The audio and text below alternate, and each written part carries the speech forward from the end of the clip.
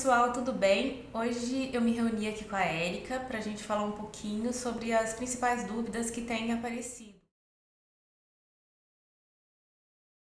Por exemplo, uma dúvida que surge sempre é se CDI e Selic são tipos de aplicações. E CDI e Selic não são aplicações, elas são taxas, né, Érica? Sim, isso foi um dos primeiros temas que a gente tratou nos vídeos. CDI e Selic são tipos de taxas de juros. Então, se você aplica o seu dinheiro hoje para resgatar daqui a um ano, por exemplo, como você vai saber quantos juros você tem que receber lá na frente? Vai depender da taxa de juros que corrige a sua aplicação. Então, Selic e CDI têm valores bem parecidos. A Selic está associada com operações de títulos públicos, tanto que no Tesouro Direto tem um dos títulos que chama Tesouro Selic, porque o valor até confunde às vezes. Isso, porque ele é corrigido pela taxa Selic. Né? E o CDI normalmente está associado com aplicações privadas emitidas por bancos. Então, CDB, letra de crédito, em geral, estão associadas ao CDI.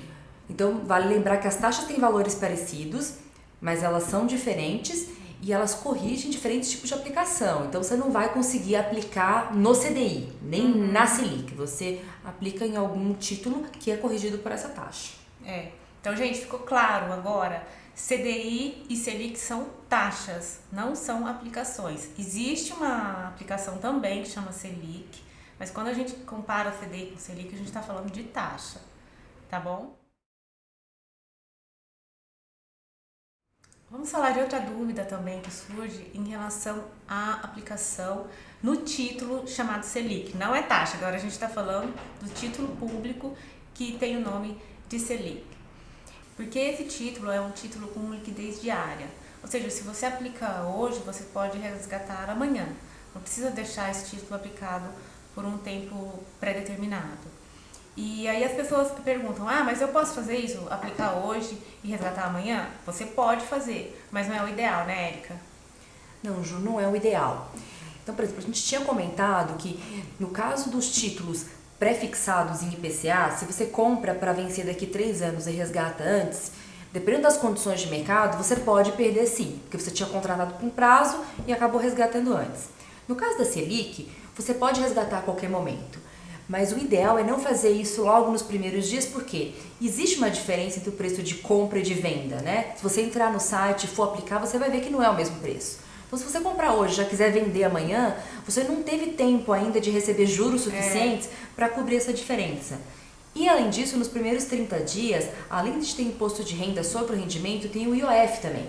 Então, acaba consumindo boa parte do seu rendimento. Não vai valer muito a pena. O ideal é deixar lá um pouquinho, né? Sim, pelo menos esses primeiros 30 dias, se você não tiver uma emergência e puder deixar, é melhor, porque aí você evita o IOF, você consegue ganhar juros que vão ultrapassar essa diferença do preço de compra e venda, e você só vai ter um imposto de renda. Tá. Então, gente, é isso. Apesar de ser um título com liquidez diária, o ideal é deixá-lo lá aplicado alguns dias para não correr esse risco de ganhar muito pouco ou até perder dinheiro. Uma outra dúvida que surge pra gente com frequência é: o FGC, ele garante Tesouro Direto? O FGC é uma instituição privada e não garante. E a Érica vai explicar isso em detalhes agora pra gente. Isso, porque, Ju, o FGC, ele é constituído pelos bancos. Então, os bancos fazem depósitos para garantir um valor que possa reembolsar os clientes em caso de falência. Então, isso não inclui os títulos públicos. Títulos públicos são emitidos pelo governo. Então, o risco que você corre é se o governo federal quebrar de não receber. O FGC é uma garantia que funciona para títulos privados.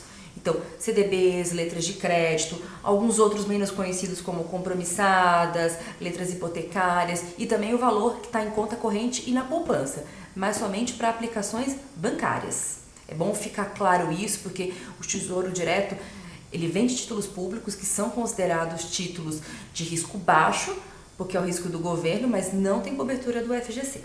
Falando nisso, Érica, isso parece muito claro, mas às vezes eu percebo que as pessoas não sabem isso. Quando você compra um título público, você está emprestando dinheiro para o governo federal. É isso. E por que o governo é menos arriscado do que uma empresa ou uma pessoa?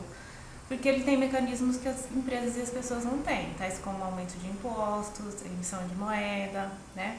Sim, sim, a gente até comentou quando falou das bitcoins que para moedas tradicionais o Banco Central é o órgão regulador, é o órgão do governo, então ele pode emitir moeda. Assim, na pior situação, se falta dinheiro, o governo é o único ente na economia que pode imprimir mais dinheiro. Uma empresa não pode fabricar mais dinheiro se ela tiver para quebrar, e nem um banco. Me ocorreu uma outra coisa aqui da gente falar, já que a gente está com tempo, vamos falar disso, que é, se um CDB, uma LCA, um LCI, ele é protegido pelo FGC, então eu posso assim aplicar sem olhar para quem que eu estou emprestando meu dinheiro, o banco que eu estou aplicando meu dinheiro. Não é legal, né? Acho que não, porque a gente também comentou que o FGC ele é um seguro. Então, em caso de falência do banco, você está protegido. Mas isso não significa que você não vai ter dor de cabeça. Porque se for decretada hoje a falência do banco, ou melhor, a insolvência, né, que ele não tem condições de cumprir suas obrigações financeiras, o Banco Central vai ter que indicar um administrador para ir lá fazer esse processo até a falência, ver direitinho tudo. E isso demora um tempo. Justamente por ser um processo judicial, não tem um prazo definido. Então não dá para te dizer que você vai receber seu dinheiro de volta daqui 5, daqui 10 dias. Depois que o processo é finalizado e o administrador oficialmente determina a falência e quais são os créditos que estão cobertos pelo FGC, aí em média, de acordo com o próprio FGC, o prazo é de 10 a 15 dias. Mas você não sabe a partir de que data vai começar a correr esses 10 a 15 dias. Então o ideal é sempre procurar saber para quem que você está emprestando, para não ter que passar pela dor de cabeça. Se você precisar do dinheiro nesse prazo, como é que você vai precisar? Quanto tempo vai demorar para você receber o reembolso do FGC? Então, pessoal, é isso por hoje. Se vocês tiverem mais dúvidas, postem aqui embaixo que a gente vai responder. E se não for claro qualquer parte que a gente tenha falado aqui também, pode perguntar de novo. Tá bom? Até mais. Até mais, fiquem ligados.